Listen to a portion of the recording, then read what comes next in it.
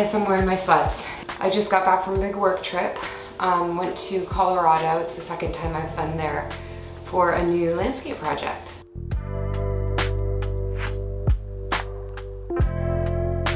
It's 15 acres.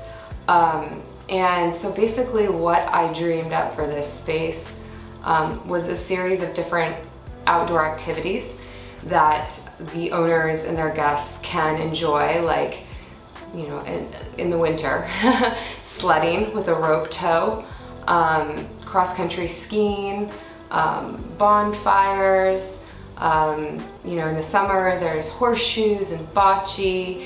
There's a tree house, which we're going to make some adjustments to really make it fun for not just kids, but also adults.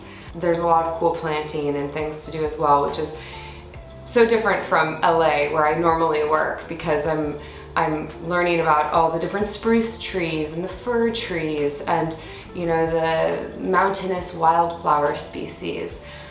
So it's a whole other palette and it's really great. But I'm a little tired and I haven't really done much up in my garden recently, but now I am back and excited to share some cool info with you. If you are somebody who has been meaning to plant vegetables and now you're like, oh crap, it's July and I forgot to plant those seeds that I was so excited to plant.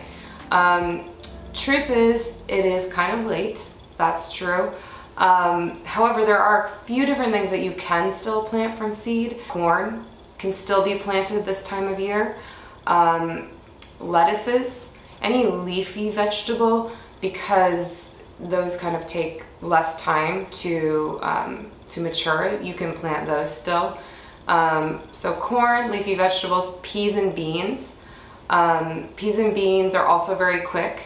They only need about 60 days to maturity in a lot of cases, so you can definitely keep planting those right now. You can plant winter squash. That's any squash with a hard outside, so, you know, like pumpkins and those other kind of gourds. I'm tired, see, I'm tired, I told you. I mean, an easy thing to do is just to plant starts, which is basically the small plants that you buy from the nursery. So if you want to grow a tomato plant and you go to the nursery and they have one that's like this big, or even if it's bigger, perfect, plant it, why not?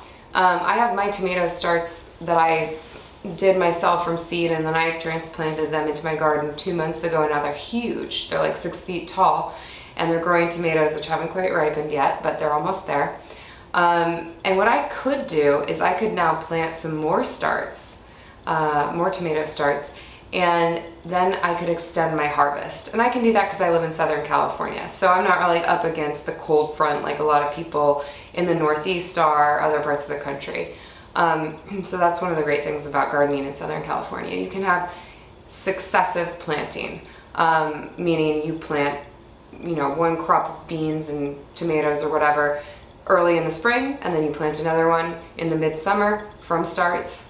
And that way you extend your harvest and you have 2 different separate harvests or a continual harvest. So basically any plant from start you can do still right now. Another thing you can plant right now, but you need to get it in the ground in the next couple of weeks, are sweet potato starts.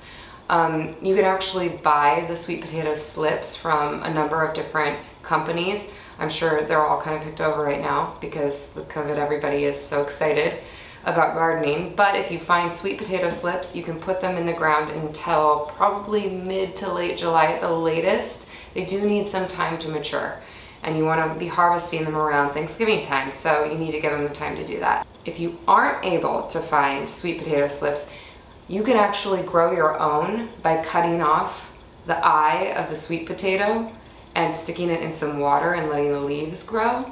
And then once those leaves grow, you should see little roots coming out near where you cut it at the eye, and then you can plant those. You're up against the clock, but it's not impossible. Don't worry, there's fall planting coming up soon, and right now you should just be harvesting everything that you planted in the spring and really enjoying the fruits of your labor.